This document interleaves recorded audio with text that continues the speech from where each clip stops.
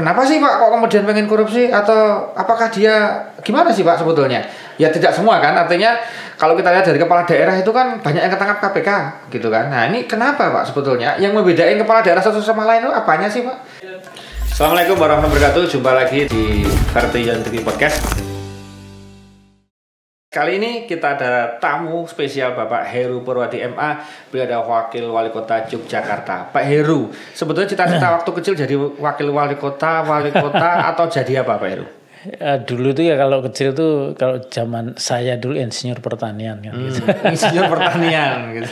Ya kalau saya dulu emang di daerah saya dan saya sendiri waktu itu ya lebih melihat insinyur pertanian itu banyak bisa membantu masyarakat yang di lingkungan saya banyak. Karena Pak Heru asli dari Wonosari. Makanya pertanian menjadi kata kunci gitu Pak Heru ya. Bukan itunya, tetapi karena nampaknya itu yang dibutuhkan banyak orang kan gitu. Oke. Nah, sehingga mereka yang saat ini banyak mengandalkan pada dunia pertanian itu kayaknya perlu malaikat seperti itu. Nah, yang pikiran saya bukan seorang dokter, dulu pernah juga pengen jadi tentara segala macam, tapi kan insur pertanian lah kayaknya. Iya, oke. Jadi insinyur ya waktu itu cita-citanya. Pak Heru, sekolah dulu bisa terangkan singkat Pak Heru dari tingkat kecilnya mungkin TK SD sampai dengan perkuliahan Pak Heru? Ya banyak, kalau saya kan banyak memang dulu hidup di Wonosari sampai SMA. Kemudian baru masuk Jogja ya begitu kuliah. Tapi begitu masuk kuliah itu udah di Jogja seterusnya selama saya jadi tahun sejak 84 sudah di Jogja. Sudah kehidupan di Jogja setiap harinya saya nikmati sejak 84 itu. Sampai sekarang ya sebagian besar hidup saya di situ tuh enggak ada lagi. Lebih banyak di Jogja Pak Heru ya. Waktu mahasiswa sempat demo enggak Pak Heru? Saya waktu udah kerja, zaman saya mahasiswa tuh belum ada musim demo. Zaman saya mahasiswa tuh pergerakan mahasiswa ya pertama-tama masuk di Pers Kampus. Pers Kampus berkembang menjadi kelompok diskusi. Kelompok diskusi berkembang, kemudian mulai demo. Demonstrasi berkembang, kemudian pergerakan mahasiswa berubah menjadi advokasi. Advokasi berkembang, macam-macam kan ada perubahan-perubahan. Dulu ada Gium, dunia mahasiswa itu dunia buku, dunia cinta kan itu.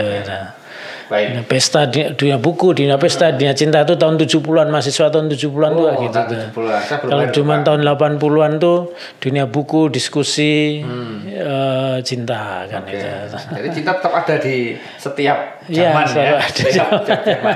Oke, Pak Heru, kalau Pak Heru sebagai wakil wali kota itu melihat memaknai Yogyakarta ya, itu menjadi tempat yang ngangeni. Nah, sebetulnya sejauh apa sih Pak kalau Bapak melihat potensi Yogyakarta ini untuk maju ke depan gitu kan, apalagi ini pasca nanti kan kita insya Allah mudah-mudahan pandemi segera berakhir ini, terus bagaimana sebetulnya Jogja ini bikin kangen lagi Pak Heru? Ya, yang pertama saya sempat beberapa kali keliling di beberapa kota, itu selalu mengatakan di Jogja itu selalu banyak hal yang orang itu pengen datang lagi. Yang kedua, Jogja itu banyak hal yang kita nggak temukan di kota lain ada di kota Jogja. Bangunan-bangunannya, keramahannya dan segala macam. Di Jogja itu apa-apa murah. Di Jogja itu banyak yang bisa membuat kita itu seperti menjadi bagian dari Yogyakarta dan seterusnya. Saya sekarang itu sedang mengumpulkan lagu-lagu yang ada liriknya tentang Yogyakarta. Sudah ada 26 lagu saya. 26 lagu. 26 lagu yang liriknya itu tentang Yogyakarta. Dari artis yang kemarin Didi Kempot itu ada 2 atau 3 lagu tentang Yogyakarta. Angin Malioboro, kemudian Bangjo Malioboro, terus satunya lagi itu Perang Titis itu apa tuh? Yang terbaru Banyu Langit itu kan juga itu ya. Kemudian Iwan Fals juga ada, banyak sekali. Anggun C. Sasmi juga ada, semuanya dan lagu dari anak-anak muda banyak semua. Itu menceritakan bahwa Yogyakarta itu ada sesuatu. Sampai yang project dengan lagu Yogyakartanya itu mengatakan bahwa Yogyakarta ada sesuatu dan itu bisa dinikmati oleh siapapun. Artinya sesuatu yang magic yang orang nggak pernah tahu tuh semua orang menikmatinya. Orang yang tidak terlihat, sesuatu yang nggak terlihat, tetapi orang merasa itu menjadi daya tarik, itu bisa dirasakan oleh semua orang. Oke. Sebagai wakil wali kota dan pernah berkecimpung di dunia politik juga ya sampai hari ini, tentunya kan antara like and dislike kan banyak Pak Heru. Ada yang seneng, ada yang nggak seneng. Bahkan mungkin kalau istilah kasarnya itu ada musuh mungkin ya, istilahnya begitu. Nah, orang-orang dulu itu kan sering dia punya aji-aji Pak Heru. Nah ya gitu kan, aji-aji itu artinya dia punya nganggo dipageri gitu kan. Nah, karena apa? Kalau nggak dipageri nanti orang nggak senang sama kita, orang sengit sama kita, itu bisa menyerang dengan berbagai macam termasuk santet, tenung, sihir dan lain-lain. Itu selalu muncul di dunia pemimpinan. Entah itu wali kota, gubernur, bupati, bahkan kelas presiden mungkin juga akan muncul. Nah, pertanyaan saya Pak Heru. Pak Heru pakai pagar nggak Pak? Kan gitu. Atau kalau nggak begini Pak Heru. Apa sih ritual Pak Heru? Ya, satu aja lah Pak Heru yang kira-kira itu membuat ada istilahnya itu, kalau dulu Pandeman Senopati itu mengatakan bahwa orang nomukti tanpa cedak gusti. Nah, cedak gustinya itu kalau Pak Heru menikmati yang kayak apa Pak gitu kan? Itu mohon untuk dijawab itu Pak Heru. Ya dari sisi rasional dulu saya katakan di rasional. Rasional itu saya mengatakan saya tuh pernah di dunia wartawan, pernah di dunia politik, pernah punya aktivitas di dunia LSM, pernah punya aktivitas di dunia advokasi, dunia banyak aktivitas ya. Sehingga memungkinkan saya ketemu banyak orang, saya memposisikan pada posisi yang berbeda. Ketika saya jadi wartawan posisinya seperti apa dan melihat orang lain seperti apa, ketika saya jadi dosen memposisikan saya seperti apa dan melihat orang lain seperti apa. Sehingga saya tuh mencoba bisa memahami orang yang mengatakan apapun terhadap apa saya.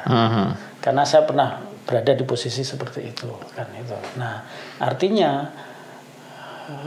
sebenarnya sikap itu kan banyak ditentukan oleh posisinya. Saya bisa bersikap sini, saya bersikap sini karena posisi yang berbeda. Artinya ya kalau kita bisa memberikan pemahaman yang benar, dia tidak akan bersikap seperti itu.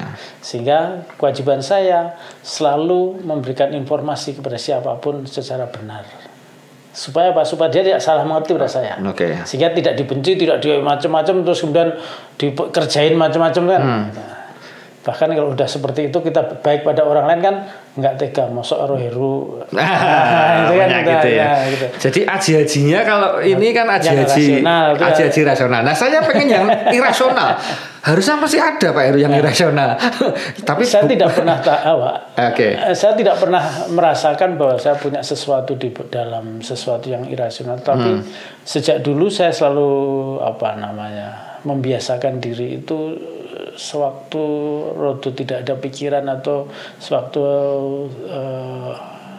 santai ngomong santai itu saya tuh banyak baca Al-Fatihah. Al-Fatihah yang paling sering. Al-Fatihah ini katakan Al-Fatihah. Selalu sering saya katakan. Saya selalu mengatakan juga pada orang-orang yang merasa sedang stres sudah baca Al-Fatihah aja. Sebanyak mungkin, sekuat mungkin baca. Terus kalau capek ya kadang-kadang pakai dzikir. 3 dzikir itu sudah dipakai semuanya. Udah itu aja.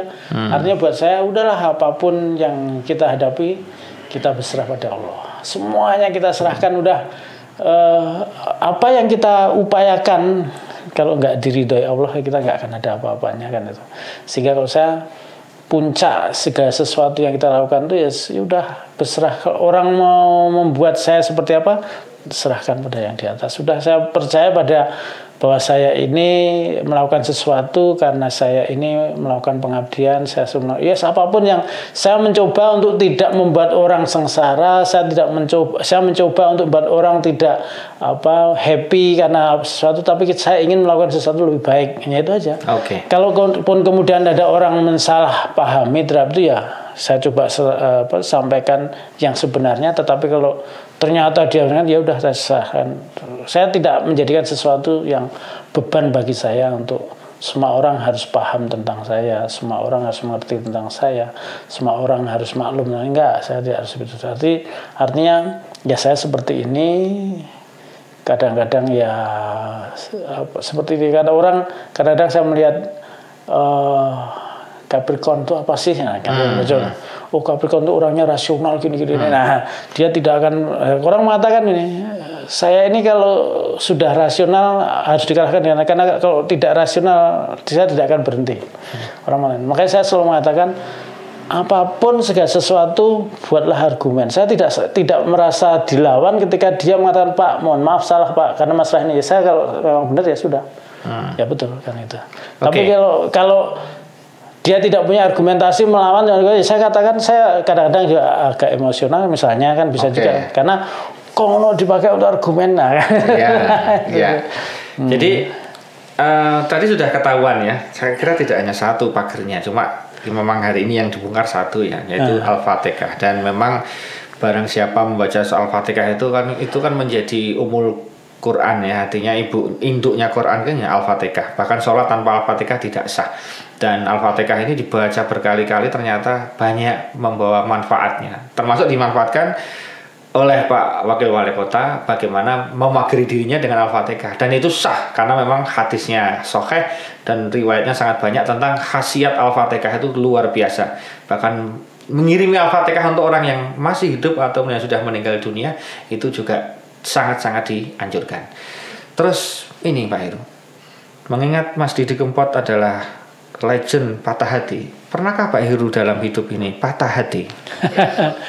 Saya tidak pernah mendramatisasikan terhadap kehidupan saya. Jadi saya tidak ada sesuatu yang saya buat dramatisasi. Jadi patah hati sampai kemudian terbawa-bawa. Gitu ya. Enggak, saya selalu kemudian saya kalau ada sesuatu yang mengecewakan saya coba berdiam diri dan kemudian sholat, kemudian melihat diri saya sendiri, adakah sesuatu yang memang saya salah? Dan kalau saya bisa melakukan, saya yang lakukan. Kalau misalnya saya tidak bisa melakukan, terus apa yang saya lakukan? Ya sampai merenung beberapa saat, kemudian udah terbebas segala macam. Ya udah, ini masalah saya tidak bisa menyelesaikannya, saya hanya bisa berserah pada Allah. Udah, titik. Ya, kita langsung spesifik lagi ke masalah patah hati Pak Heru. Banyak orang itu karena ganteng, karena pinter itu punya banyak pacar. Sehingga pertanyaan saya Pak Heru, punya banyak mantan nggak dulu Pak? Enggak. Oh nggak ada, jadi ini aman ya. Kan saya perlu tanya bahwa artinya kan termasuk orang yang cukup setia. Artinya tidak membawa banyak, kan ada orang itu yang kemudian wah ketemu kono kemudian mantan gue kan ya.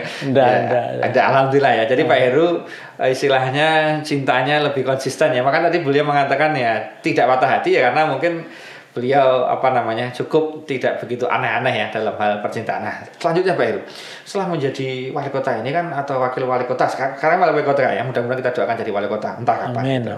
Begini Pak Heru, ada orang mengatakan bahwa jadi pejabat itu perlu duit akeh, engko nek dadi terus korupsi. Nah, gimana cara jawabnya Pak? Ya tergantung. Ya kalau saya orang yang sudah punya rencana apapun pasti harus menyiapkan diri. Karena sudah punya rencana. Jadi kalau orang mau bisnis ya mau gak mau menyiapkan diri. Tidak ada orang yang bisnis nekat kan gitu. Orang melakukan sesuatu harus. Persoalannya karena saya selalu tidak dalam hal kedudukan wali kota, saya tidak pernah mempersiapkan diri untuk jadi wakil wali kota, tidak mempersiapkan diri untuk jadi ini dari itu. Jadi saya memang nggak punya persiapan untuk itu. Tetapi kalau ditanya, terus modalnya apa? Ya saya selama ini sudah melakukan banyak hal, terutama untuk masyarakat melalui apa yang saya lakukan. Itu aja.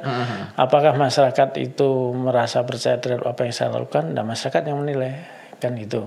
Jadi ketika ya itu dulu saya punya banyak pengalaman, banyak organisasi dan segala macamnya itu, saya kenal banyak orang.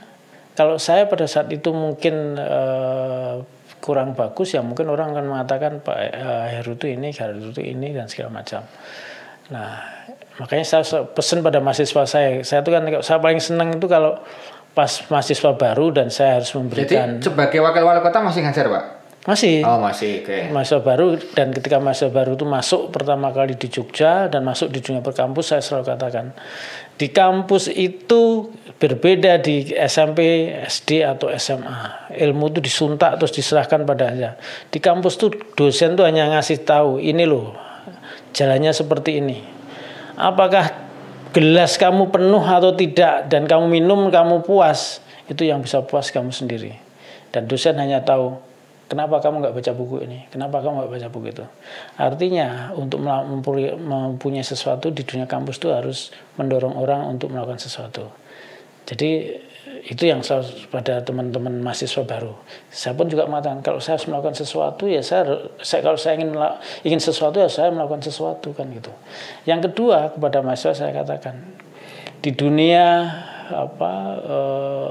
kampus itu kamu yang bisa mengubah diri kamu yang culun waktu di SMP SMA, tetapi kamu menjadi seorang yang sangar, seorang yang disegani, seorang yang dihormati, itu akan bisa terjadi. Tetapi kamu harus bisa menunjukkan bahwa kamu yang patut disegani, patut ditakuti, patut dihormati, dan harus ditunjukkan. Karena dunia kampus dunia yang sangat rasional.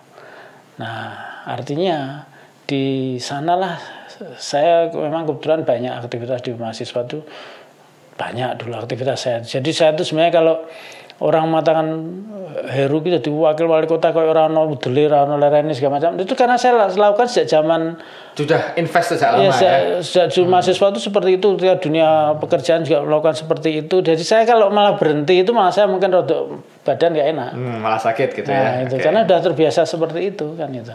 Ya, jadi kata kunci tadi bahwa bener nggak mau jadi pejabat harus modal banyak? Enggak juga Pak ya. Berarti tidak kan harus. Artinya ada modal yang sifatnya bukan cash uang ya. Artinya mungkin tadi modal waktu, modal investasi, pengalaman, ketemu banyak orang atau membaiki banyak orang ya sehingga dipermudah. Nah, sebetulnya pejabat itu apakah dia gimana sih Pak sebetulnya? Ya tidak semua kan. Artinya kalau kita lihat dari kepala daerah itu kan banyak yang ketangkap KPK gitu kan. Nah, ini kenapa Pak sebetulnya? Yang membedain kepala daerah satu sama lain itu apanya sih Pak? Gitu. Ya secara umum kalau dari sisi pendapatan tuh seharusnya sama, harusnya. Baik di manapun sama harusnya, karena aturannya sama, pedomannya maksimalnya juga sama harusnya. Cuma memang kan ada faktor-faktor yang di luar berbeda itu, misalnya honor ini, honor itu, honor. Jadi kan dunia pejabat di Indonesia itu kan iso untuk duit naik dae gelem nyambut gawe tim ini tim itu panitia ini panitia itu dan segala macam. Itu yang sah ya? Sah kan itu. Nah, itulah yang kemudian harus dilihat sebagai nah, honor ini memang kemudian setiap kota, kabupaten, provinsi beda-beda. Itu yang membuat Nah, kenapa kok kemudian cenderung orang ini? Karena kalau niatnya memang mencari uang, ya memang ya dunia itu terbuka. Memungkinkan orang untuk bisa mendapatkan yang dia cari itu.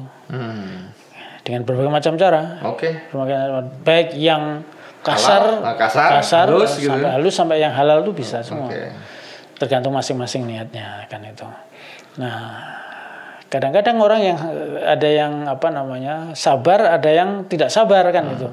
Sudah hitung-hitungan sejak tahun pertama, tahun kedua, tahun ketiga ada ya macam-macam kan itu. Jadi sebenarnya pekerjaan di dunia pejabat itu ya sama bahayanya di dunia yang lain. Kalau meleng ya kita kepleset, kalau lurus ya kita selamat. Nah, itu aja. Nah, yang paling penting itu adalah gimana kita bisa jaga posisi kita lurus terus. Posisi lurus terus supaya kita supaya tidak kepleset itu aja. Karena ya kadang-kadang bukan kita berniat untuk itu, tetapi mungkin dunia itu dunia yang baru bagi kita. Kemudian banyak pengusaha, banyak politisi yang masuk di dunia pejabat itu kemudian terpleset karena logika di dunia usaha dan logika di politik itu beda dengan logika birokrasi. Nah, harus memahami logika birokrasi itu seperti apa.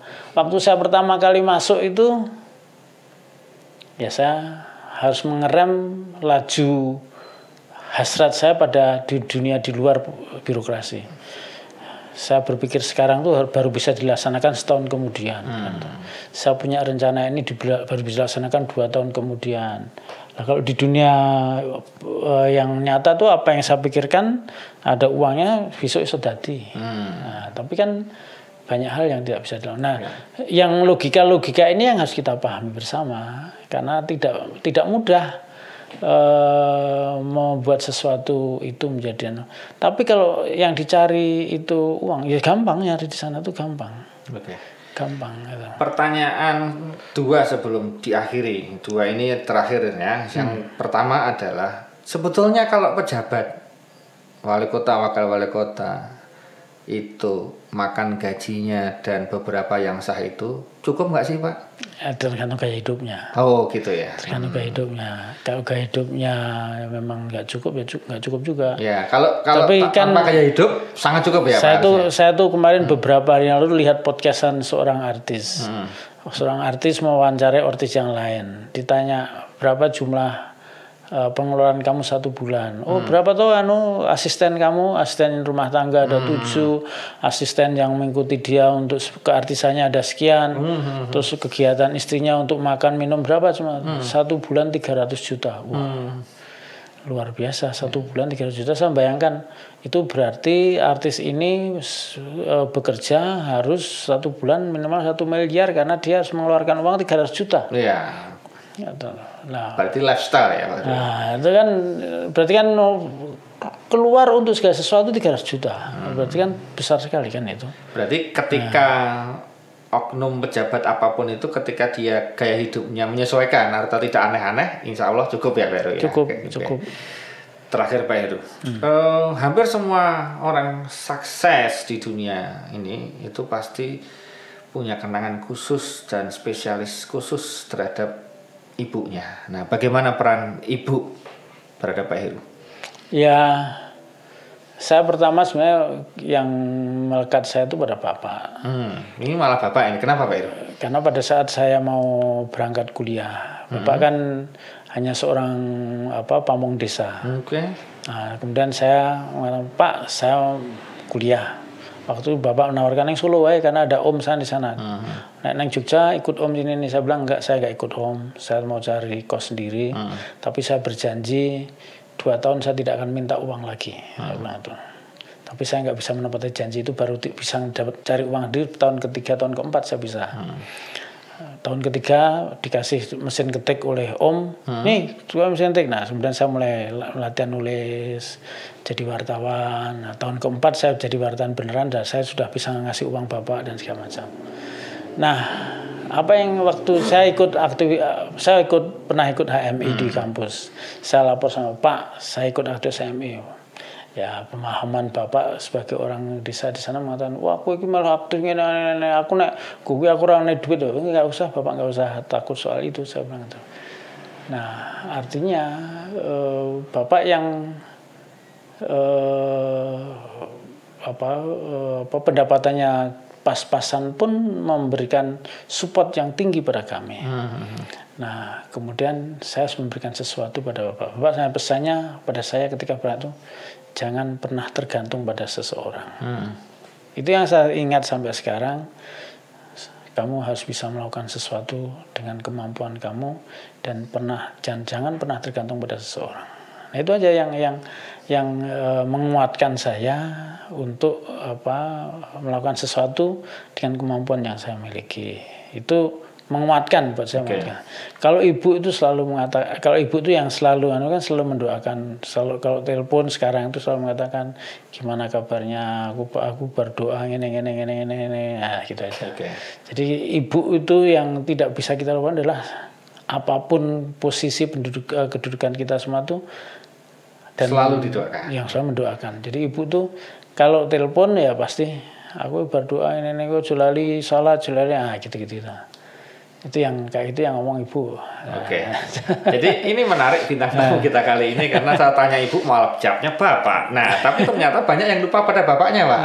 Ternyata peran bapak itu juga signifikan. Nah, jadi oleh karena itu ya alhamdulillah bahwa bapak dan ibu itu memang menjadi salah satu pusaka gitu, Pak Wali ya, kaitan dengan kehidupan kita. Jadi jangan kita lupakan. Jadi walaupun ada kisah cinta, ada kisah macam-macam, tapi ujung pangkalnya bahwa orang tua kita itu ketika dia masih hidup menjadi pusaka yang bernilai karena doa mereka, wajangan mereka itu sangat akan mempengaruhi suksesan kita. Dan bagi yang sudah telah tiada orang tuanya, jangan lupa terus didoakan dengan sebaik-baiknya. Mudah-mudahan bermanfaat. kajian kita di podcast Vertijan TV kali ini bersama Bapak Heru Purwadi MA, Wakil Wali Kota Yogyakarta. Sampai jumpa di Vertijan TV podcast selanjutnya. Demikian, terima kasih. Assalamualaikum warahmatullahi wabarakatuh. Waalaikumsalam warahmatullahi wabarakatuh.